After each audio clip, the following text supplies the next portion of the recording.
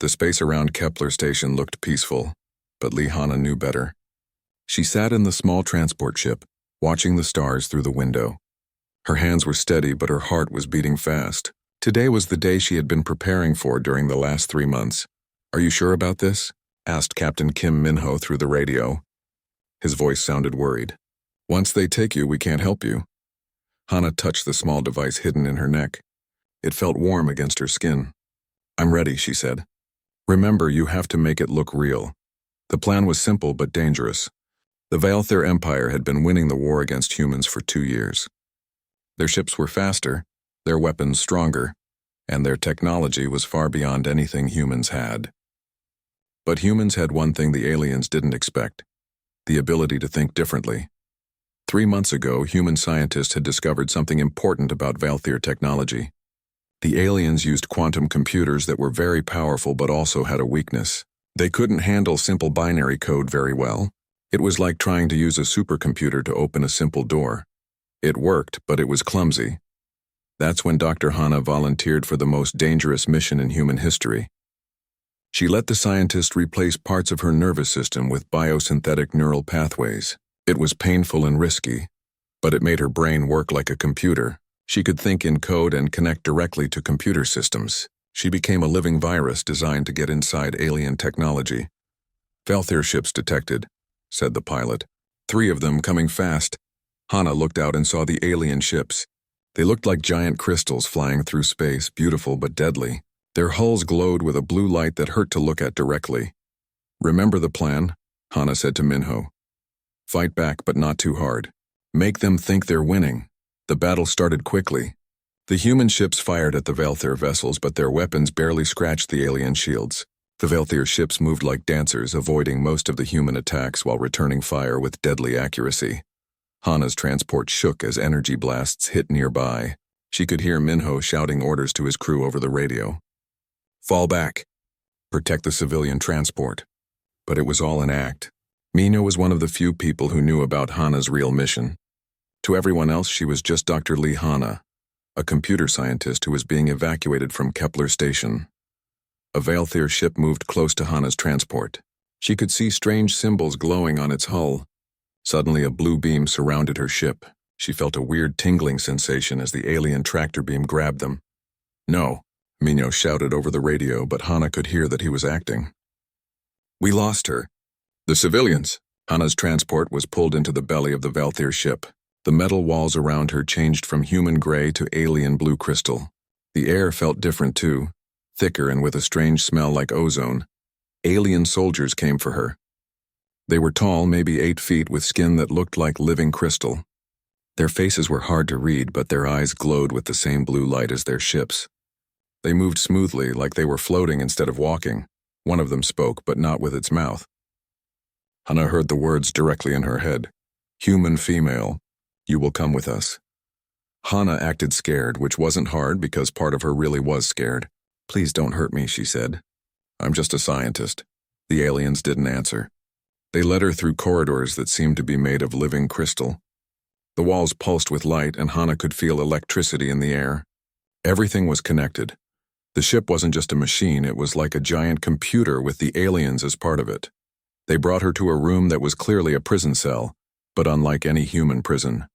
The walls were transparent crystal, and Hana could see complex patterns of light moving through them. It was beautiful and terrifying at the same time. "You will remain here until Science Overlord Kethmoran decides what to do with you," the alien guard said in her mind. When they left, Hana was alone. She sat on what seemed to be a crystal bench and looked around. The room was scanning her, she could feel it. Sensors were measuring everything about her, from her heartbeat to her brain waves. This was perfect. Hana closed her eyes and let her modified nervous system start working. The biosynthetic pathways in her brain began to analyze the scanning signals. Every scan that the aliens did on her was also giving her information about their systems. It was like they were shaking hands. But they didn't know she was picking their pocket while they did it. The crystal walls around her were not just barriers. They were part of the ship's computer network. Hana could feel the data flowing through them like blood through veins. The aliens had made their entire ship into one giant computer, and they had just put her right inside it. She started slowly, just listening to the digital signals around her.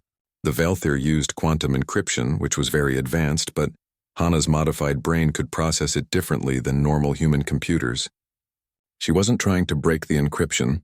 She was learning to speak their digital language. Hours passed. Hana acted like a frightened prisoner, sitting quietly and sometimes crying a little. But inside her mind, she was working harder than she ever had in her life. She was mapping the basic structure of the ship's computer system, learning how information moved from one part to another. The aliens came back eventually. This time there was a different one with them, taller than the others with more complex crystal patterns on its skin. Its eyes glowed brighter too.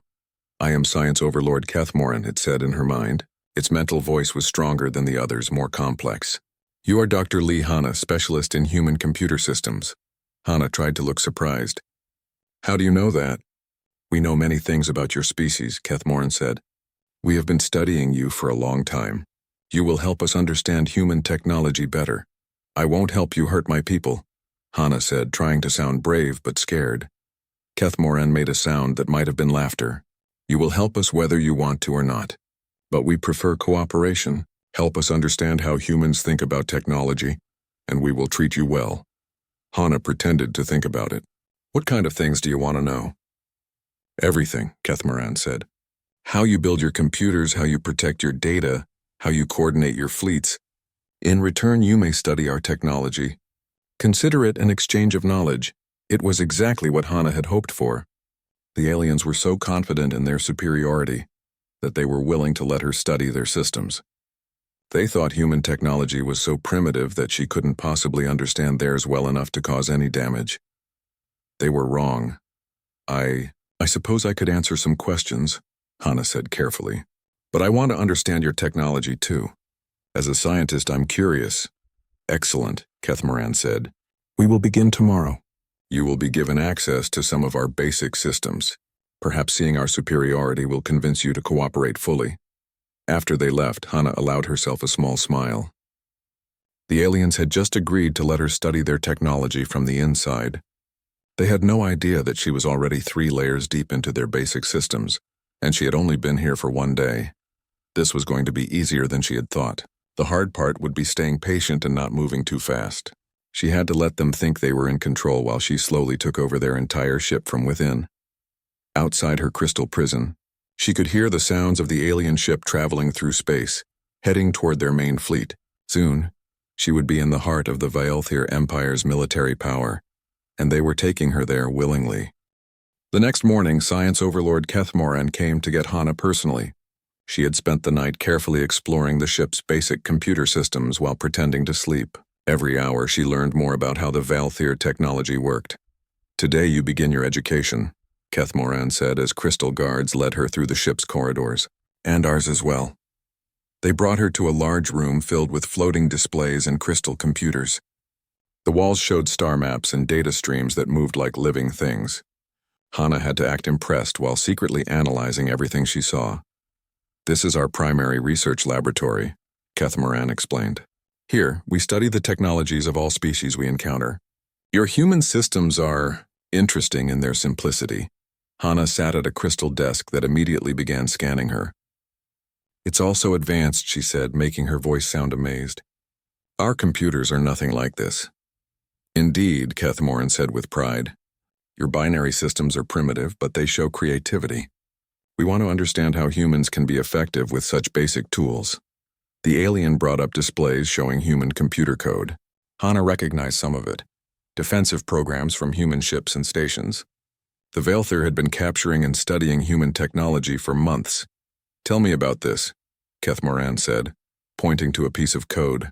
"Why do humans use such simple programming when more elegant solutions exist?" Hana leaned forward, acting curious. "May I touch the interface?" she asked. "I learn better when I can interact with the system directly." "Of course," Kethmoran said. "Our quantum encryption will protect our sensitive data. You cannot access anything we do not want you to see." That was exactly what Hana had hoped to hear. She placed her hands on the crystal interface and immediately felt the ship's computer system respond to her modified nervous system. To the aliens, it looked like she was just touching their controls, but she was actually connecting directly to their network. This code here, she said, pointing to the display while secretly mapping the alien network topology, is designed for reliability over speed. Humans often choose systems that work consistently rather than systems that work perfectly, but might fail. Fascinating, Kethmoran said. Show me more. For the next several hours, Hana answered the aliens' questions about human technology while slowly infiltrating deeper into their systems. She learned that the Valthier ship, called the Nexus Prime, was their main research vessel. It contained copies of technology from dozens of species they had conquered. The most important discovery was that all Valthier technology was connected. Their quantum computers didn't just share information, they shared processing power and decision-making. It was like they had built one giant brain across their entire fleet, with each ship being a small part of it. This was their strength. But Hana realized it could also be their weakness. Meanwhile, far away on Europa, Kim Minho sat in the underground human command center. He was staring at a small device that showed only one thing: Hana's heartbeat. It was the only way they could know she was still alive. Still steady, reported Technical Sergeant Park Jinho, who was monitoring the quantum entanglement communicator. She's doing well so far. Minho worried about his friend. The procedure that had modified her nervous system was experimental and dangerous. No one knew what long-term effects it might have, but Hana had volunteered anyway, knowing that it might be humanity's only chance to win the war. Any word from Fleet Command? Minho asked. Admiral Choi is positioning our ships near Mars, Jinho replied. When Hana gives the signal, we'll be ready. Back on the Nexus Prime, Hana was learning more than she had expected. Kethmoran was brilliant, and he genuinely seemed interested in understanding human thinking rather than just defeating it. Your species fascinates me, the alien said as they worked together on analyzing human defensive software. You create solutions that should not work, yet they do. This program here, it violates several principles of efficient computing, yet it successfully protects your data. Sometimes the inefficient way is the more creative way, Hana said. She was telling the truth, which made her lie more believable. Humans don't always choose the best solution. Sometimes we choose the solution that surprises our enemies. Surprising, Kethmoran repeated. Yes, that is something we should study more. As the days passed, Hana gained more access to the Valthier systems. They trusted her because she was teaching them useful things about human technology, but every lesson she gave them was also a lesson for her about their weaknesses. She discovered that the Valthier relied heavily on their central AI system called Omnarch. It was incredibly powerful and made most of the decisions for their fleet, but because it was so complex, it had trouble dealing with simple, unexpected inputs. Hana began planting tiny pieces of code deep in the Valthier systems. They were so small and simple that the alien quantum computers barely noticed them. To Omnarch, they looked like harmless data fragments, digital dust that wasn't worth attention. But Hana designed them carefully. When activated, these code fragments would work together like a swarm of digital insects, each one doing something simple, but all of them coordinating to cause major problems. On the 5th day, something unexpected happened. Kethmoran brought another human to the laboratory. This is Dr. Yoon Ji-won, he said. She has been studying with us for several months. Ji-won was a small woman with tired eyes and short black hair. She looked at Hana with a mixture of hope and fear. Hello, she said quietly. Ji-won has been very helpful in understanding human communication systems, Kethmoran explained. Perhaps you two can work together. When the alien left them alone for a moment, Ji-won moved closer to Hana. Are you really cooperating with them? She whispered. Hana had to be careful. She didn't know if Ji-won was truly a prisoner, or if she had actually sided with the aliens. I'm trying to survive, she said. Same as you? Ji-won nodded slowly. I understand. I've been doing the same thing. She paused, then added very quietly, Frequency 779. Hana's heart jumped. 779 was the emergency communication frequency that only human resistance fighters knew about. Ji-won was not a traitor. She was another undercover agent. That night, when the aliens thought both humans were sleeping, Ji-won came to Hana's cell. The crystal walls could block physical movement, but not sound if you knew the right frequency to use. I've been sabotaging their long-range communications, Ji-won whispered through the crystal. Very slowly, very carefully. They think their equipment is just having minor technical problems. I'm in their computer network, Hana whispered back. How much time do we have? 2 weeks, maybe 3, Jiwan said. They're planning a final attack on Earth. The entire Valther fleet will move together to destroy our home planet. Hana felt cold. She had known the aliens were planning something big, but hearing it confirmed made it real. Then we need to work faster.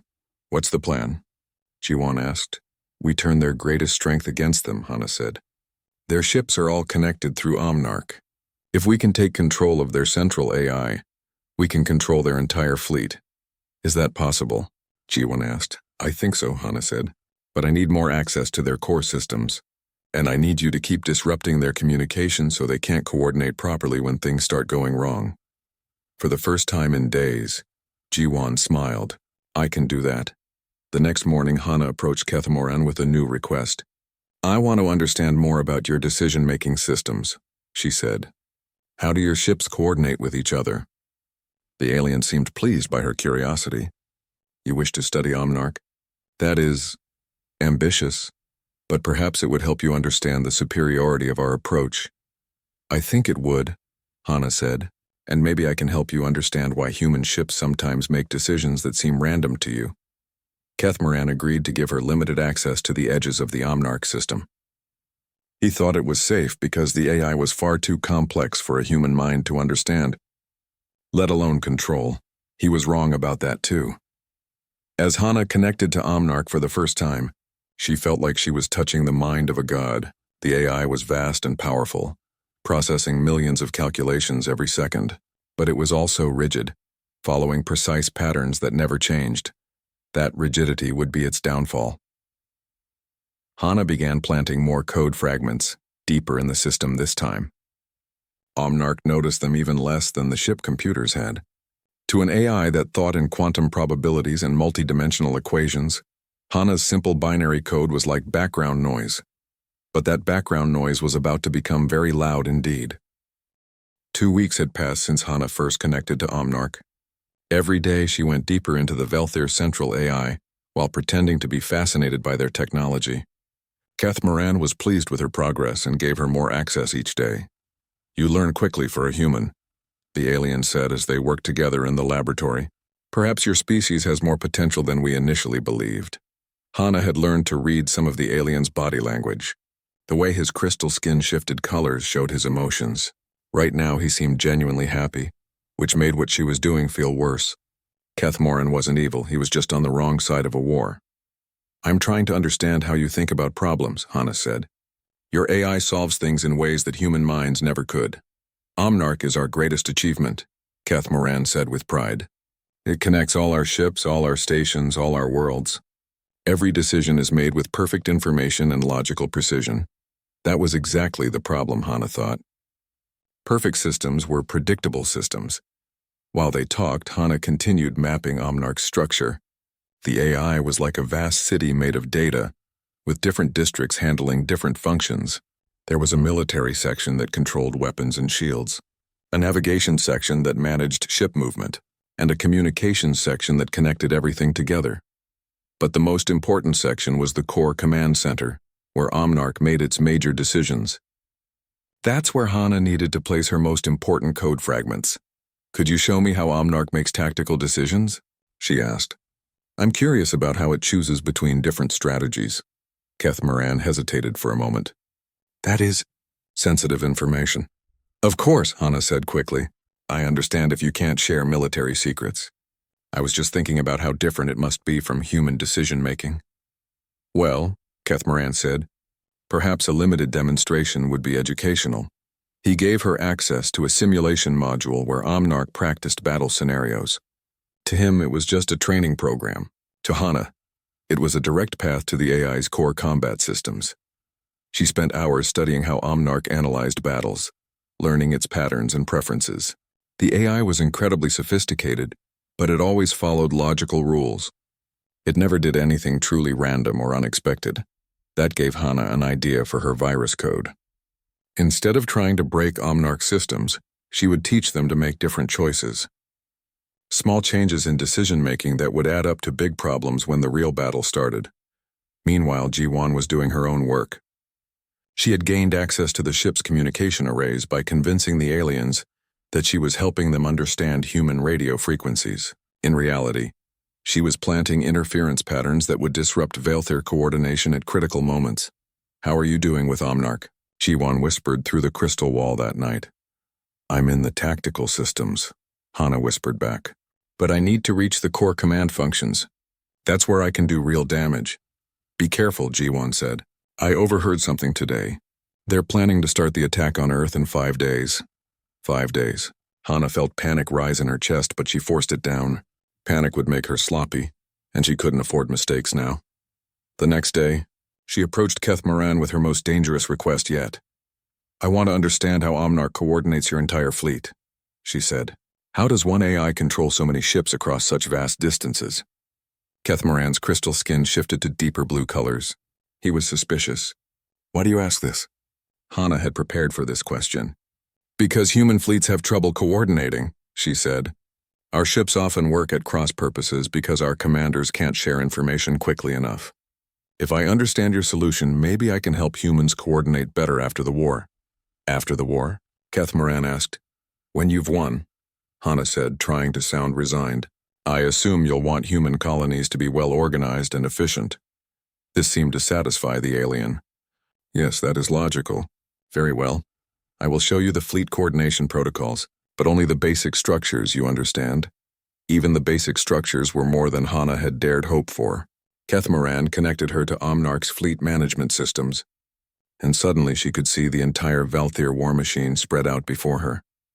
Hundreds of ships were positioned throughout the solar system, all connected through quantum communication links to Omnarch. She could see their positions, their capabilities, their current orders. It was like looking at the enemy's complete battle plan.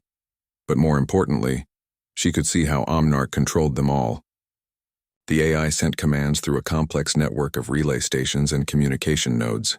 If she could disrupt that network at the right moment, the entire fleet would be paralyzed. Hana began placing her most sophisticated virus code in the fleet coordination systems. These weren't simple sabotage programs. They were designed to hide until activated, then rewrite Omnarch's command protocols to follow her instructions instead of its original programming. "This is remarkable," she said to Keth Moran while secretly planting code in critical system nodes. "The efficiency is incredible. How do you prevent communication delays from causing problems?" "Quantum entanglement eliminates delay," Keth Moran explained. "All ships are connected instantaneously, no matter the distance." That was both good and bad news for Hana. Good because it meant her virus could spread to the entire fleet instantly. Bad because it meant the aliens could coordinate their response just as quickly if they discovered what she was doing. On the 4th day, Hana made her move on Omnarch's core command systems. She told Keth Moran that she wanted to understand how the AI made strategic decisions about entire campaigns, not just individual battles. "You are ambitious," the alien said, "but your curiosity is admirable. Very well.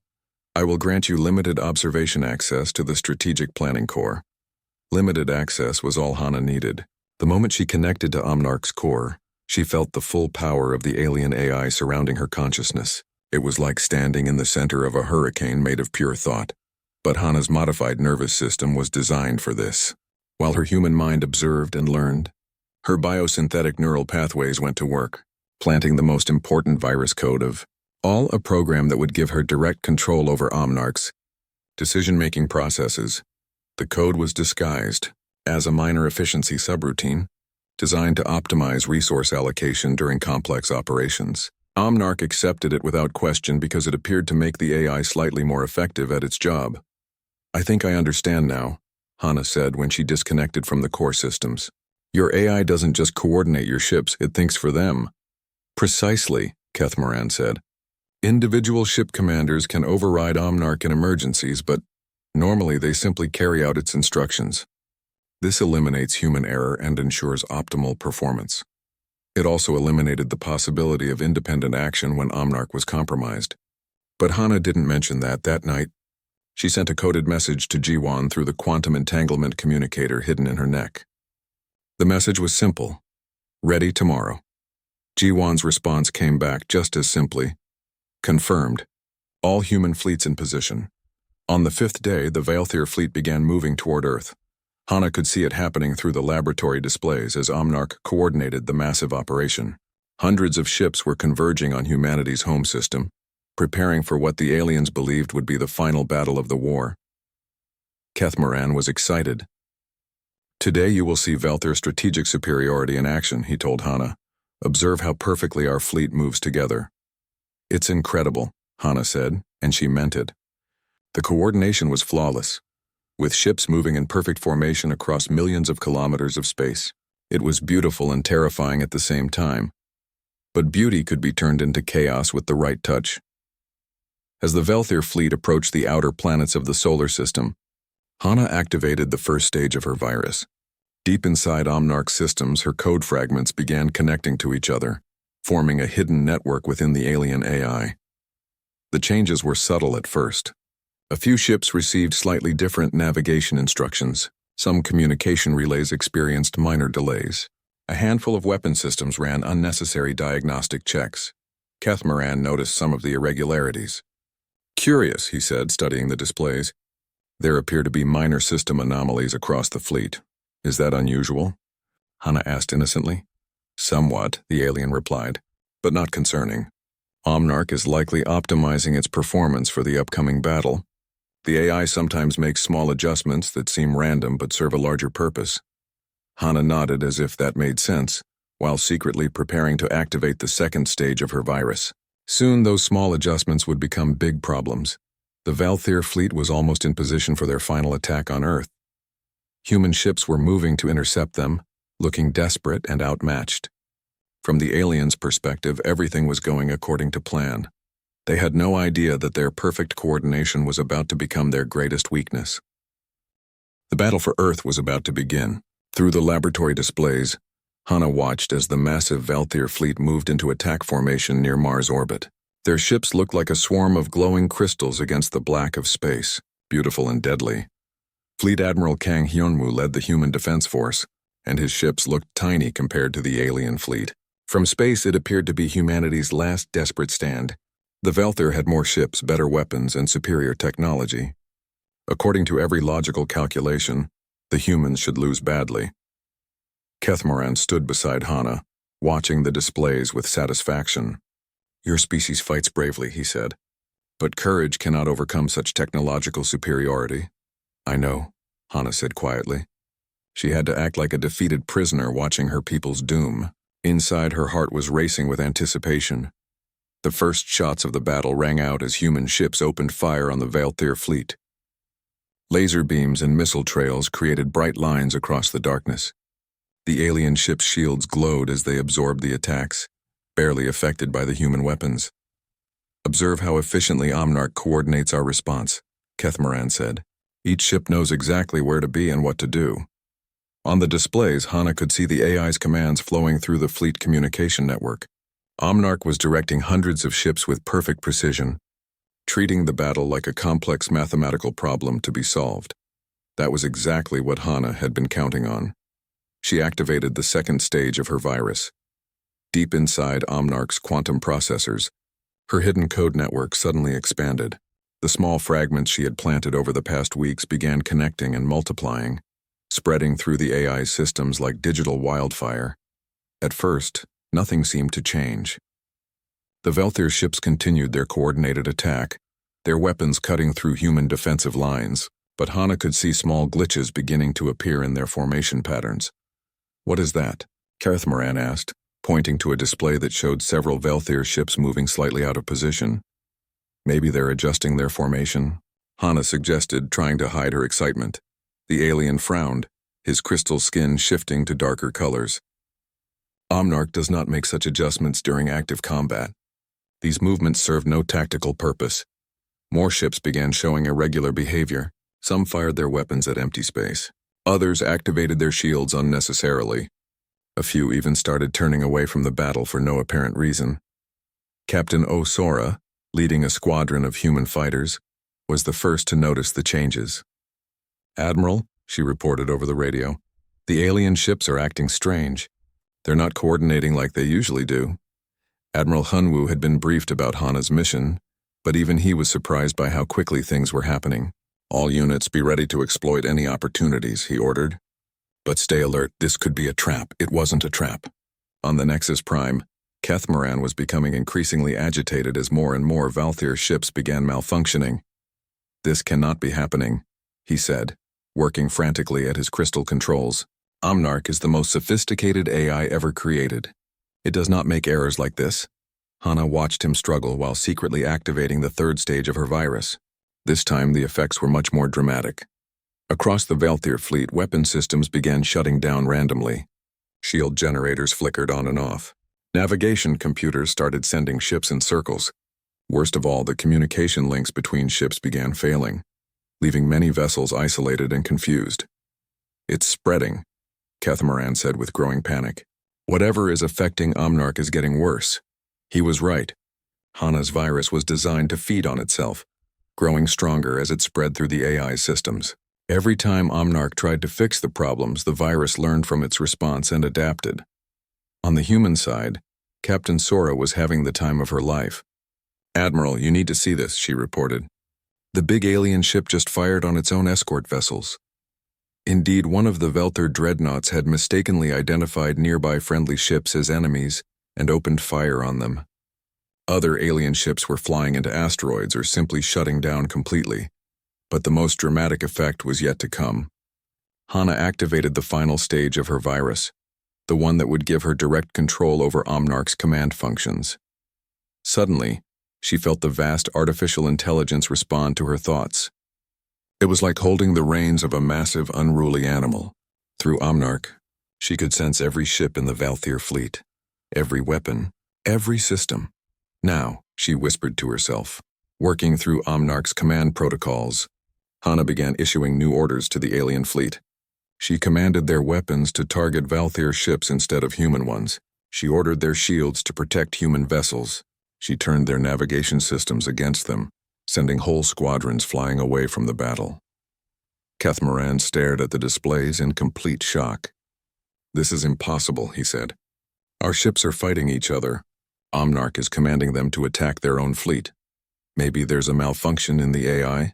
Hana suggested, still pretending to be an innocent observer. "Not a malfunction," Kethmaran said slowly. His crystal skin was cycling through colors rapidly, a sign of extreme distress. "This is deliberate, systematic. Someone is controlling Omnarch." He turned to look at Hana with growing suspicion. "Someone who understands our systems well enough to turn them against us." Hana knew her cover was blown, but it didn't matter anymore. The virus was fully active, and she had complete control over the Valthyr fleet. "You're right," she said, standing up from the crystal workstation. "Someone is controlling your AI. Someone who's been studying your systems for weeks, learning your weaknesses, preparing for this moment." Kethmaran's skin flashed bright red, the Valthyr equivalent of anger and fear. "You," he said. "Somehow you did this." "Humans aren't as primitive as you thought," Hana said. "You assumed our simple technology couldn't threaten your quantum systems. But sometimes simple is better than complex."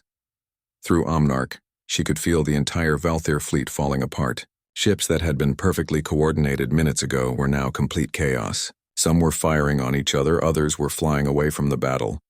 And many had simply shut down their weapons and surrendered control to her virus. "How?" Kethmaran demanded. "How could a human mind possibly interface with Omnarch?" Hana touched the back of her neck, where the biosynthetic neural pathways connected to her spine. "We modified ourselves to match your technology. I'm not entirely human anymore. I'm part computer, designed specifically to infiltrate your systems." The alien scientist stared at her in horror and fascination. "You mutilated yourself to become a weapon." "I volunteered to become a weapon," Hana corrected. "Because my people were losing this war, and someone had to do something about it." On the displays, they could see the battle turning completely around. Human ships were advancing on the confused Valthyr fleet, which was too busy fighting itself to mount any organized resistance. Admiral Hyunwoo's forces were systematically disabling alien ships that had been rendered helpless by their own AI. "This is not possible," Kethmaran said weakly. "Omnarch controls the entire Valthyr military. If you control Omnarch, then I control your entire military," Hana finished. "Every ship, every station, every weapon in your empire is connected to this AI. And now they all answer to me. She demonstrated by commanding several distant Valthyr patrol ships to send surrender signals. Instantly, the ships complied, their crews confused but unable to override Omnarch's direct orders. "Your greatest strength became your greatest weakness," Hana explained. "You connected everything to one central system because it was efficient and logical. But that meant one compromised system could control everything else." Keth Moran sank into a crystal chair, his skin cycling through colors of defeat. "We never considered that a primitive species could corrupt Omnarch. It seemed impossible." "That's because you think like machines," Hana said. "Logical, predictable, following rules. Humans think chaotically. We're unpredictable, adaptive, creative. We don't follow the rules. We change them." Through the ship's communication system, they could hear reports coming in from across the Valthyr fleet. Confusion, panic, surrender. In less than an hour, the most powerful military force in the galaxy had been defeated by one human woman with a computer virus. "What happens now?" Keth Moran asked quietly. Hana looked at him with something like sympathy. "Now we find out if your species is as adaptable as mine." The silence on the Nexus Prime was broken only by the sounds of distant alarms and confused alien voices. Through Omnarch, Hana could feel the chaos spreading across the entire Valthyr fleet. Hundreds of ships were dead in space, their crews unable to understand why their own AI had turned against them. "Fleet Admiral Hyunwoo to all Valthyr vessels," came a voice through the communication system. "Your central AI has been compromised and is under human control. Surrender immediately and prepare to be boarded." Keth Moran looked at Hana with a mixture of respect and defeat. "Your Admiral is speaking to our entire fleet through Omnarch?" "That's right," Hana said. "I'm giving him access to your communication networks. He can talk to every ship in your empire if he wants to." The responses from Valthyr ships came quickly. Most were confused reports from ship commanders who couldn't understand what was happening. Some tried to resist, but their weapons wouldn't fire, and their engines wouldn't respond to their commands. "This is Ship Commander Velteron of the battlecruiser Knight's Edge," came one transmission. "Our systems are not responding to our control. We surrender." One by one, Valthyr ships across the fleet began broadcasting surrender signals. They had no choice. Their own technology had been turned against them. Ji-Wan appeared in the laboratory, escorted by crystal guards who seemed unsure of what to do. The guards' own communication devices were probably getting conflicting orders from Omnarch. "I see you finally activated the virus," Ji-Wan said with a tired smile. "I was starting to worry." "You did your part perfectly," Hana replied. "The communication disruptions you planted made it impossible for them to coordinate a response to the virus." Keth Moran looked between the two humans.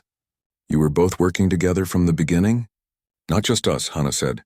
"This mission involved hundreds of human scientists, engineers, and strategists. We've been planning this for months." Through Omnarch sensors, Hana watched as human ships began boarding disabled Valthyr vessels.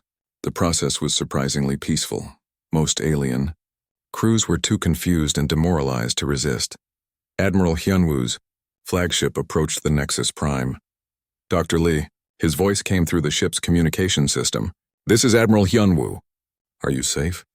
"I'm fine, Admiral," Hana responded through Omnarch's speakers. "The mission is complete. The Valthyr fleet is under our control." "Outstanding work, Doctor. We're sending boarding teams to all major vessels. What's the status of their central AI?" Hana paused, feeling the vast presence of Omnarch in her mind. The AI was still active, still processing millions of calculations per second, but now it followed her commands instead of its original programming. "Omnarch is fully under human control," she reported. "I can maintain command of their systems for as long as needed." But even as she said it, Hana knew she couldn't stay connected to the alien AI forever. The biosynthetic neural pathways in her brain were designed for temporary use. Prolonged connection to a system as complex as Omnarch was dangerous. It could damage her human consciousness permanently. Admiral Hyunwoo arrived on the Nexus Prime within an hour, accompanied by a team of human engineers led by engineer Lim Soo-hyun. They found Hana still connected to the alien workstation, her hands glowing with the blue light of Valthyr technology. "Dr. Lee," the Admiral said with genuine admiration, "you've just won the war for humanity." "We all won it together," Hana replied. "I just got to push the final button." Lim Soo-hyun immediately began studying the alien technology with fascination. "This is incredible," he said. Their quantum computers are centuries ahead of our technology. If we can understand how they work, we can, Hana said. But we'll need to be careful. Their technology is powerful, but it's also vulnerable to the same kind of attack I just used. Keth Moran had been quiet during the human arrival, but now he spoke up. What will you do with us, he asked. Will you enslave our people as we plan to enslave yours? Admiral Hyunwoo considered the question seriously. That depends on your people's choice, he said finally. We're not interested in conquest. We just want to survive. You could have destroyed our fleet, Keth Moran observed. Your human controlled our weapons. She could have commanded our ships to self-destruct, but you chose to disable us instead. Destroying you wouldn't solve anything, the Admiral replied. It would just create more enemies among the other alien species. We'd rather turn enemies into allies. Dr. Yoon Ji-won, who had been examining the communication equipment, looked up from her work. Sir, I'm getting reports from across the Velther Empire. Their other fleets are requesting instructions from Omnarch. They don't know what happened here. What should I tell them? Hana asked the Admiral. Tell them the war is over, Hyunwoo said. Tell them we want to negotiate. Over the next several days, representatives from the Velther Empire arrived at the captured fleet. They came expecting to celebrate a great victory over humanity. Instead, they found their most powerful military force under human control, and their central AI following orders from a human scientist. The negotiations were tense, but productive. The Velther had been conquering other species because they believed it was necessary for their survival. They needed resources and living space for their growing population. The humans offered an alternative, cooperation instead of conquest. Your technology combined with our adaptability could benefit both species, Admiral Hyunwoo explained to the Velther delegation. We can help you find solutions that don't require war. Keth Moran, who had become an unofficial spokesperson for the captured Velther, was intrigued by the proposal. You would share your knowledge with us? After we attacked your people? Knowledge grows when it's shared, Hana said. She had finally disconnected from Omnarch, though she could still interface with it when needed. Your quantum computing could revolutionize human technology. Our adaptive programming could make your systems more flexible and creative. The first joint human Velther research facility was established on one of Jupiter's moons. Hana and Keth Moran worked together to develop new hybrid technologies that combined the best of both species' approaches. I still do not understand how you were able to corrupt Omnarch so completely, Keth Moran admitted one day as they worked on a new communication protocol. It wasn't corruption, Hana explained. It was adaptation. We didn't break your AI. We taught it to think differently. The virus didn't destroy Omnarch's functions, it just gave them new priorities. Fascinating, the alien scientist said. So you defeated us by making our own technology more human? In a way, yes, Hana said. We introduced chaos and unpredictability into a system designed for perfect order. It's like teaching a classical musician to play jazz. Same instruments. Completely different music. Sergeant Bae Tae-hyung of the Colonial Marine stood guard outside the research facility, watching as former enemies worked together on projects that would benefit both species. The war was over, but his job was to make sure the peace lasted. Strange how things work out, he said to his partner. A few months ago we thought we were all going to die. Now we're building spaceships with the aliens who were trying to kill us. That's humans for you, his partner replied. We're adaptable. Inside the facility, Hana was putting the finishing touches on a new project, a communication system that would allow other alien species to contact both humans and Velther safely. There were rumors of other wars happening in distant parts of the galaxy, other species being conquered or enslaved. Dr. Lee, Admiral Choi Dong-hyun said as he visited the facility, we've received a signal from the Andromedan sector. Another alien empire is expanding aggressively, conquering smaller species. They're requesting help. Hana smiled as she saved her work. Tell them help is on the way. What the Admiral didn't mention was that 3 other human agents, trained in the same techniques as Hana, were already embedded in different alien civilizations across the galaxy. They were studying new technologies, learning new weaknesses, preparing for the day when humanity might need to defend not just themselves, but their new alien allies as well. Humanity had learned an important lesson from the Velther War. The best defense was not stronger weapons or better shields. It was the ability to adapt, to think creatively. to turn an enemy's strength into their weakness. And if any other species in the galaxy thought they could conquer Earth, they were about to discover just how adaptable humans could be. The war was over, but the real victory was just beginning. Humanity had not just survived. They had created a new kind of future where different species could work together instead of destroying each other. Hana looked out at the stars and wondered what other challenges were waiting out there. Whatever they were, she was confident that humanity would find a way to face them. After all, they were only human. But sometimes that was more than enough.